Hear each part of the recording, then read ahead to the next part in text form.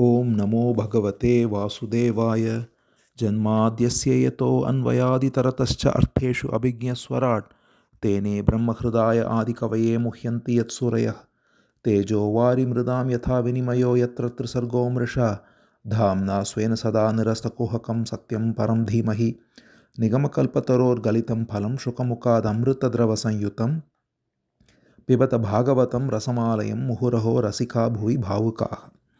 We now enter the 11th chapter of Srimad Bhagavatam's 10th Skandha. So we now continue. Shuka Brahma Rishi says, after the two trees had been fallen, so we saw the whole Damodar Leela of being tied to a rope and then bringing down the two trees by which the two yakshas were liberated. So Shuka Brahma Rishi continues, after the sound of the two trees falling was heard, all the cowherds headed by Nanda came there. So the tree falling, he was playing alone in the field. There were some boys next to him.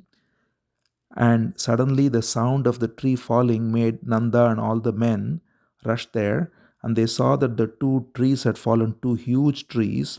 And they couldn't perceive any cause for that. Because there is no thunderbolt or it's a clear day, there is no wind. Nothing can explain the fact that two huge trees have fallen. And they can only see that Krishna is there with a mortar tied to him with a rope, and they didn't know whose work it was. They thought it's a strange phenomenon, and they were very happy that Krishna was not in any way affected by it, and they were thanking God for it. Interestingly, meanwhile, the infants who are playing there, they observed everything. The boys, the little kids always observe everything. So they observed and they said to the elder men, they said, no, these trees were actually brought down by this Krishna only. He took a position between the trees with the wooden mortar and he dragged the mortar and they fell down. And not only that, out of the two trees, two effulgent, shining men came out. And they said all this, but the cowherd men did not believe any of it. They said, how is this even possible? Krishna is such a little child. How can he bring down two trees? And then you say two men came out of it.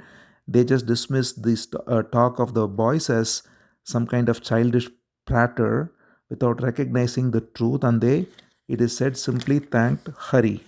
So the very interesting thing is they are thanking Hari as the supreme being, without recognizing that the very supreme being Hari is incarnated here as Krishna, has come here as Krishna, and therefore they, without recognizing this, out of their abundant love for Krishna, they are thanking Hari, who is Krishna, for saving Krishna. It's a very sweet way. They are praying this way. And some of them have a doubt though, because it is starting to accumulate all these incidents. Putana came, she got killed. We saw that the huge demoness. Trinavrita came, the one who came in the form of a tornado, wind, and took Krishna away. He was killed. Then we saw Shakatasura, the one who came inside a chariot, that is a cart. He got killed. So one by one, everybody is getting killed in the presence of Krishna. So some of them were actually wondering, is this possible? Maybe, perhaps, Krishna is the reason for all of these people dying. But then, dismissing this thought, Nanda simply untied him. He is still tied, he is still Damodar, because the rope is still around his waist, tied to the mortar. After having done all this, Krishna didn't bother releasing himself, being bound by the love of his mother and father. So the father, Nanda, now unties the rope, removes it, and sets him free. So after this, Krishna continues to play there. He's still a small child and he is playing according to the whims and fancies of the cowherd women.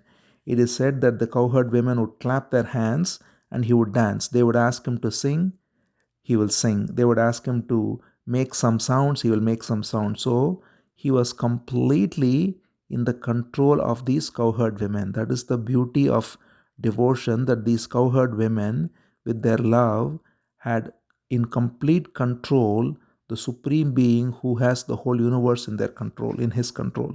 It says here, Gopi bihi stobito anrityat bhagavan balavat kvachit udgayati kvachit mugdadvasho daru yantravat. It's a very beautiful expression. Daru yantravat means like a puppet.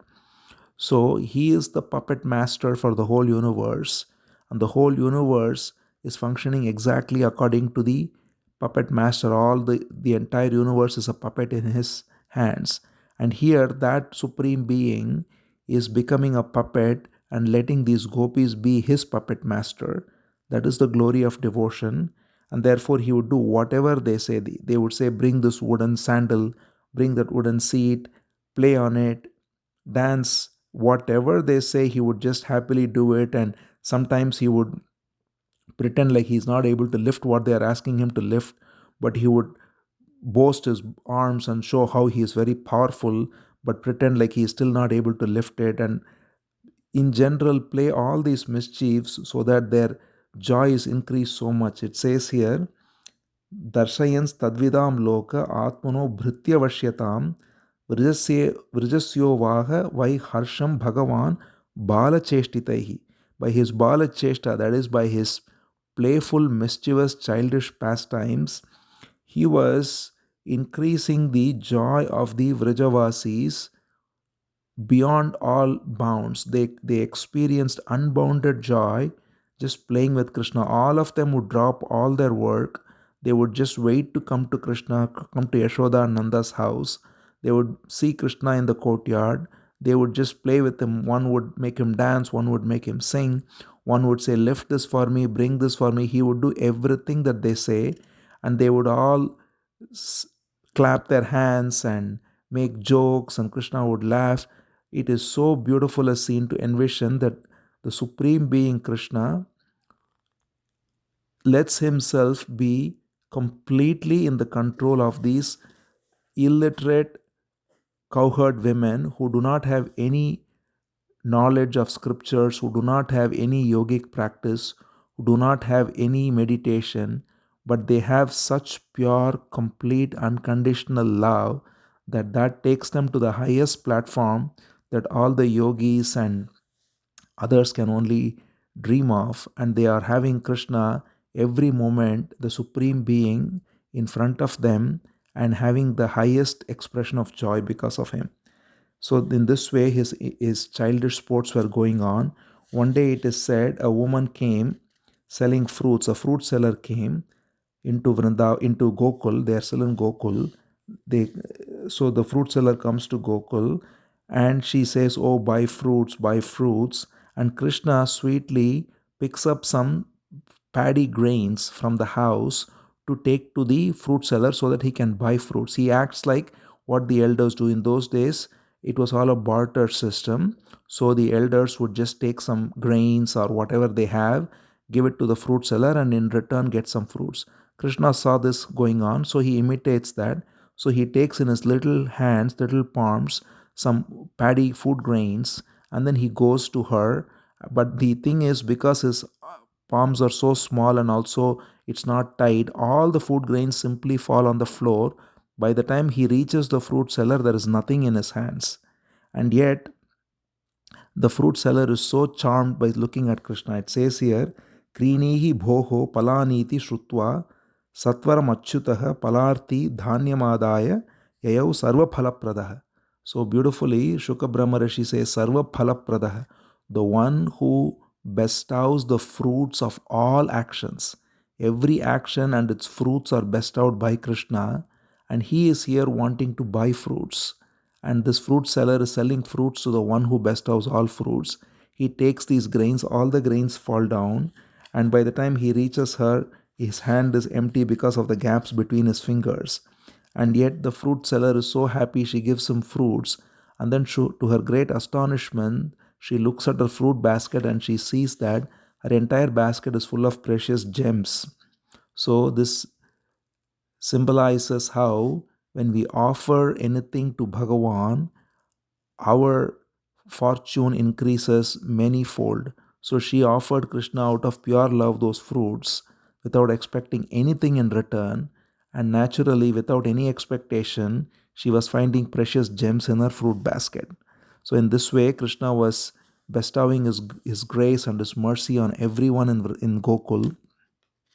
And one day it is said beautifully, Krishna and Balaram are playing on the river banks, and Rohini and Yashoda are the mothers. Yashoda is the mother of Krishna and Rohini of Balaram, but they are both motherly to both. And so Rohini first goes to call Krishna and Balaram to come home for eating food, but they don't listen because they are actually, both of them are close to Yashoda. Yashoda is their favorite mother. And so Rohini, when she goes and calls Krishna and Balaram, they don't come, they refuse. And then Rohini goes to Yashoda and says, "Oh sister, you have to go, only they listen to you." So then Yashoda comes to the river bank and she says beautifully, she calls Krishna and Balaram, "Oh Krishna, it is getting late. You are already very fatigued. You have played a lot. Please come home. Oh Balaram, you must also be tired. Please come home." The way she calls, those verses are so sweet to even listen and envision. She says, "Krishna Krishna Aravindaksha Tatayehi stanam piba alam viharekshu kshantaha krida shrantosi putraka." She says, "Krishna Krishna, O Krishna, O Krishna, Aravindaksha, lotus-eyed darling, come here and drink milk. Enough of this play. You have to now come and drink because you must be tired." And then she says, "He Rama agacha tata ashusa anuja kulanandana pratareva kritaharas tad bhavan bhoktumarhati." She says, "Hey Rama, hey Balarama, you also come with your brother, Sa Anuja, with your younger brother, come here. You have eaten in the morning, pratareva krita aharam, in the early morning you ate food and went to play. You haven't eaten anything since then." So just as a typical mother would talk to the children, we see the most natural way. So in fact, Shukha Brahmarishi says in another place that they acted like very ordinary children. So just as a mother would go, every mother would have this experience, every child has this memory of playing beyond time and not going and eating, and the mother coming and calling to go and eat, and then first refusing and then reluctantly going. This simple, beautiful, sweet pastime itself is exhibited by Krishna and Balaram. So in this way, every single little thing that Krishna does as a regular baby child, and every once in a while, though displaying his infinite opulence, was drowning the people of Gokul in ecstasy. So, in this way, she takes both Ram, that is Balaram, and Krishna, and they are both taken, purified, given a bath, and then she says, "You have to be well dressed. See, look at all your." It's very typical of how any mother would speak. Yashoda says, "Look at your other friends. They are all well dressed. They are all beautifully. They have taken bath. They have eaten. You also have to eat well." So she dresses them first. She bathes them, then dresses them, then she gives them good food, and then she says, "Now you can go back and play for a little more." So in this way, they were profoundly enjoying the the pastimes of Krishna and Balaram, all the mothers and all the women of Gokul. So it is said that Yashoda, she was so bound with affection to Krishna, and she would constantly clasp them both by hand and take them to their house. So you can imagine she would have on her one hand Krishna holding his little hand with her one hand, and Balaram holding his little hand with her other hand, and she is dragging both of them from the river bank back to the house, and then taking them and then giving them a bath and then dressing them, giving them good food. And in this way, she was living in such beautiful maternal affection. It says, "Ittam Yashoda tam ashesha shekharam matva sutam sneha nibaddhadi nripaha." So here it says, Yashoda tam ashesha shekaram, that is he who is the crown of everyone. There is nothing remaining. The whole universe is controlled by him. She considers him as her son, Matva Sutam, as her son, and bound by affection, she is taking him. And Haste Grihitva Saha Ramam Achyutam, along with Rama, that is Balaram, along with Balaram, Achyuta Krishna, she takes them, Nitva Swavatam Kritavati Yatodhayam. She takes them and she takes them to their house and does whatever is necessary for the boys. So, in this way, their life is going on in Gokul for a few years. But meanwhile, because of all these signs of various demons coming, the elderly men of Gokul get together one day and they discuss about this. And there is a senior man called Upananda. And this Upananda is a very advanced person in both age and wisdom. He is like the elder of the village. And most importantly, he is full of love for Balaram and Krishna. And so he speaks. So it says, Tatra Upananda Nama Aha Gopo Jnana Vayodikaha. He is a Jnana Vayodikaha. That is, he is senior in both age and wisdom. Desha Kalartha Tattvagyaha Priyakrid Ramakrishna Yoho. He knows the wisdom of time and place, and most importantly, he loves dearly Rama and Krishna, Rama Krishna Yoho. Here again, Rama is Balaram. So as we have seen, Ram means Balaram. Ram also means Parashuram, but Ram generally means Raghuram. But in the Krishna Leela, it is Balaram. So this Upananda, who is the senior in the village in this community of Gokul, he speaks and he says, "Oh friends, now we have to move from here because Gokul is getting very dangerous. We are seeing so many demons come. We just saw these two trees fall. Before that, we had the cart fall down, and only by Bhagavan's grace it didn't hurt our Krishna." So again, he always, just like every other Gopi and Gopa, even the senior most Gopa, he only sees Krishna and Balaram as little babies who need to be protected. So he says, Harer anugrahad nunam ashchopari na apatad. He says, because of the grace of Hari, because of the grace of the Supreme Lord, the card didn't fall on Hari, on Krishna, without recognizing that Krishna is Hari. Very beautifully, in this paternal love, everybody is living there in Gokul.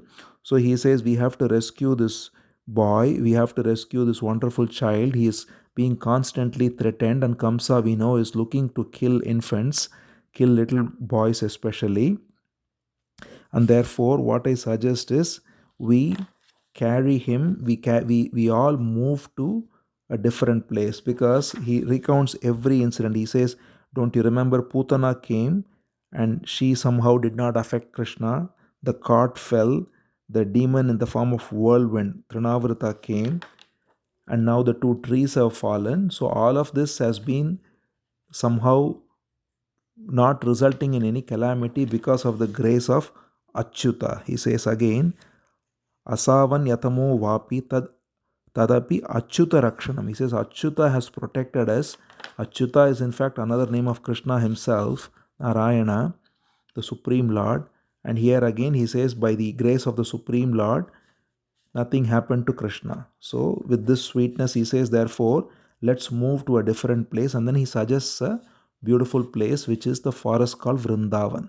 So far they have been in Gokul. Now he suggests we go to Vrindavan. Vrindavan is a forest. Now, of course, Vrindavan is fully inhabited and it's a proper town. But back in the day, it was a complete forest and therefore nobody was there. So Upananda suggested that this is the best place for us because Kamsa will not look for us there. So let's go to Vrindavan, which is a beautiful forest, and Yamuna flows there also. So we can go there. He says, Vanam Vrindavanam Nama Pashavyam Navakananam Gopa Gopi Gavam Sevyam Punyadrit Trinavirudham. He says, let's go to Vrindavan, and this is a beautiful place. It has nice mountains, nice hills, nice trees, everything is there. So get the carts ready and let's leave if you are all okay. And everybody headed by Nanda say that is exactly fine. We should do what the elderly man says. So they all agree, and immediately they all start packing. So they all bring bullock carts, and every bullock cart is loaded with all the household items and whatever they need to take. And then they put the older people, the infants, the women are all on the carts, and the men are dragging them. So this way they take care of everyone. They take care of the women, they take care of the children, they take care of the elderly. And this is the way a good culture is maintained, when men exactly always put themselves in front to take care of things whenever there is any kind of either calamity or when there is any kind of heavy work that needs to be done. They always take care of both the women and the children and the elderly, and the women in turn do whatever is necessary for helping the men and then they take care of the children. So there is a beautiful recognition of the roles, and they all do it with mutual love. So in this way, they are all mounted on the chariots, and they are all going, and everybody is singing the pastimes of Krishna. So everyone is there filled with love for Krishna. Already they have made songs about Krishna, whatever he has done so far. So it says Krishna Leela Jaguf Prita Nishka Kantyah Suasasaha. So they are all singing Krishna Leela, and Yashoda and Rohini especially are having Krishna and Balaram right next to them in their carts, because Krishna and Balaram are still among the infants, so they are not helping the men in terms of pulling the carts and so on. They are with the mothers and they are in the carts, and they enter Vrindavan. It says Vrindavanam sampravishya sarvakala sukhavaham tatra chakrur vrajavasam shakatair ardhachandravat. So they say they enter Vrindavan, which is a most delightful. It says sarvakala sukhavaham. It is always delightful in all seasons. Such a beautiful place. And they enter this Vrindavan, and they make a formation like a half moon. So it is said that they arrange the carts in a semicircle like a half moon, and then in the front. So if you can imagine a half moon, it is a semicircle with the diameter in the middle. So they protect on all sides. So there is a straight line, and then there is a arc, the semicircle arc, and that way they arrange all the carts so that the forest animals cannot enter, and then they form a formation like that first to start their encampment in Vrindavanam. And there is nearby the beautiful Govardhan hill, the Yamuna river, and it gives immense pleasure to Krishna and Balaram to see that. It says Vrindavanam Govardhanam Yamuna Pulinanicha Vikshya Asid Uttama Priti Rama Madhavayor Rama and Madhava. That is here Balarama and Krishna both were immensely pleased to look at Vrindavan, the beautiful forest of Vrindavan. And this is the place where even now all great devotees and Bhagavatas and sages go, because Vrindavan from now on we will see all the most glorious pastimes of Krishna. We have seen some happen in Gokul, but Vrindavan is the place where we will see all the most glorious pastimes that are yet to unfold. So this Vrindavan they are seeing for the first time, as it were, and so they are very happy to see Vrindavan along with Yamuna and Govardhan and so on. So they are engaged in beautiful sports like this. They are now in this way they are growing, and now they have grown. A few years go by now, and now they have grown into boys. So now they are not infants anymore. Krishna and Balaram have grown into boys, and they have grown into keepers of calves. So the cows are handled by the cowherd men, but the boys are given the responsibility of managing the calves.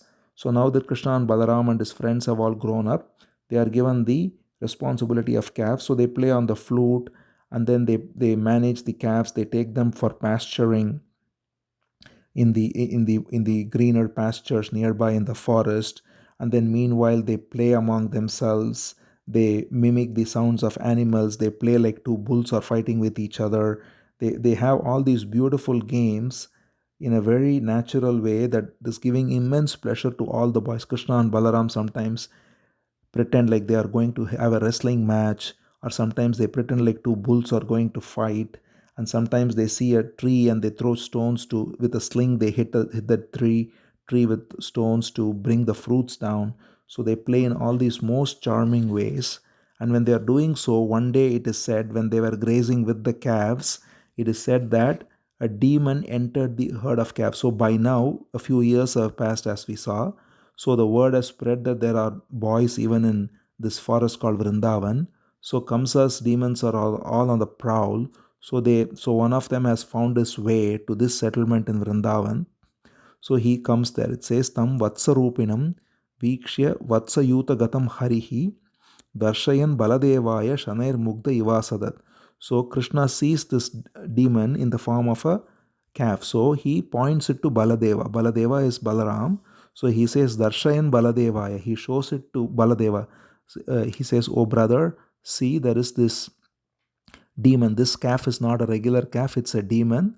So let's approach it slowly." So saying so, Krishna approaches slowly from behind, and before this calf demon could react, Krishna just grabs him from his hind legs, from both his back legs along with his tail, lifts him up. So this is the power of Krishna. He is a little boy, but he is of immense power whenever he has to manifest it because of his yoga maya. So he lifts this calf and he starts twirling it. He starts spinning it so fast and so violently that the calf is completely bewildered, and then he throws this calf right into a beautiful tree. There is a what is called a kapita tree. It's a tree which gives very delicious fruit. So he throws the calf right into that tree. So he does two things at once. That tree, which is far away, has fruits very high. So he throws this calf demon right into that tree, and this calf demon simply loses his form as calf first of all. Because of this, he had taken this calf form through his yogic siddhi, but as we have seen over and over, all the siddhis of these demons are nothing in front of the king of all yoga, Yogeshwara Krishna. So when Krishna throws this calf out, the calf loses his calf form and the demon form comes out, and with that he falls down and he dies. And meanwhile, all the fruits have fallen down from the tree, and therefore all the boys are very happy, doubly so. They've seen this demon, he is killed, and the calf, that is, the calf demon is killed, and the fruits have come down. So they are very happy, and they're all saying, "Bravo, bravo, very great, great," and they are very happy to see this. All these boys around Krishna and Balaram, they are always in awe of Krishna and Balaram, and yet they are also so close to them, so they are happy. So in this way, they go on with these pastimes, and then there is one more demon that comes. One day, they are taking all these calves again to a different area where there is a pond, and they are letting the calves drink water. And suddenly, a huge creature comes. So there is a huge creature looking like almost like a mountain peak, which is in the form of a bird, like a crane or a heron. So it's called Baka in Sanskrit. Baka is like either a more like a crane. So the huge in the huge form of a crane, like a mountain peak, it is said. So it's not an ordinary crane; it is a huge crane, and it comes in the form of that crane, and suddenly it comes behind and it just takes Krishna, swallowing him in his beak. So Krishna enters his beak and goes inside, and for a moment, everybody is completely bewildered. Even Balaram is bewildered because they are shocked to see that Krishna has been swallowed by this huge crane, this Bakasura. And but then what Krishna does inside is, as soon as he goes inside the mouth, he lets out fire, and because of that, the throat of this Bakasura is burning, so he immediately spits out Krishna. And so they are all seeing again Krishna back on the ground, and they are happy. But then this Bakasura, seeing Krishna on the ground, approaches him fast. And when he approaches him fast, Krishna looks at him directly, and then in a second, when he comes close, he just holds his beak with his hands and then just splits them apart like one would split a blade of grass. Krishna effortlessly splits the two beaks apart completely, that it just gets torn off, and in the process, this Bakasura is killed. And when this happens, everybody is incredibly happy, and all the boys are thrilled to see this great pastime. And showers of rain are let down from the heavens. There is great musical instruments being played. Balaram embraces Krishna. Everybody is so happy to see Krishna not only not affected in any way by going into his mouth, but having killed this huge demon. And then they all collect the calves and they return to the home in Vrindavan. And hearing this story, everybody is wonderstruck. All the elder men, they are all told that this happened, and now they start to believe this, because by now so many incidents have happened that now they start to believe that there is something about this boy. So they still don't recognize him as the supreme being, but they believe this and they are very happy, and they say, how many enemies are coming for this boy? What kind of evil is there? So how many people come to slay him? But then now it seems like everybody is coming to him like moths come to a fire. They say they all come and destroy themselves, that is, they all die like moths come and die in flame. It says nashyanti agno patangavat.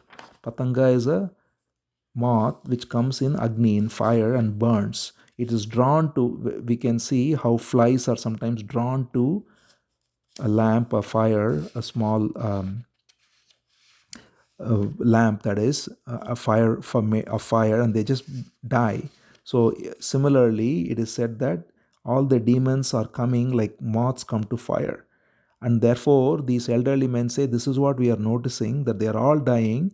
So there must be something about him. Certainly, so Garga, they remember what Garga said. If you remember the sage Garga who came and gave the name Krishna and Balaram, he said Krishna is Narayana Sama. He said he is, very interestingly, he didn't say he is Narayana, but he effectively said it by saying Narayana Sama. He is same as Narayana, which can also be interpreted as he is like Narayana.